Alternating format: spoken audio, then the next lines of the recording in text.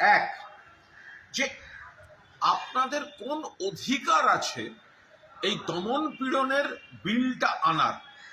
এই যে বিলটা এনেছেন, অমুক শাস্তি তমুক শাস্তি, আপনাদের কি অধিকার আছে যেখানে আপনাদের নেতারাই অভিযোগে অভিযুক্ত এবং এজেন্সিগুলো আপনাদের দ্বারা অপব্যবহার হতে হতে যাচ্ছে?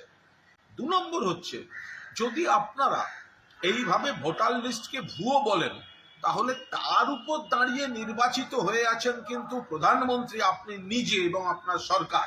3 নম্বর প্রশ্ন, আপনারা কি দিল্লি যা বলছে, আপনাদের নেতারা যা বলছে, দিল্লি পুলিশ যা বলছে, বাংলাদেশি মানে তারাই হচ্ছে বাংলা ল্যাঙ্গুয়েজ, বাংলা ল্যাঙ্গুয়েজ মানে বাংলাদেশি ল্যাঙ্গুয়েজ, বাংলা ভাষাকে এত বড় অপমান আপনারা সাপোর্ট করেন? আপনারা মনে করেন যে বাংলা ভাষা মানে বাংলাদেশি ভাষা?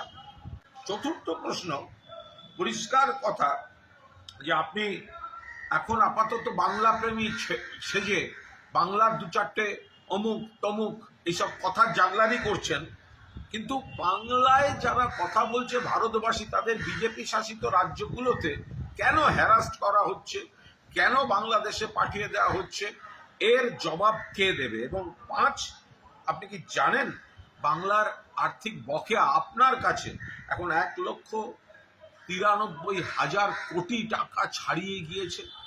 কেন খালি হাতে আসছেন?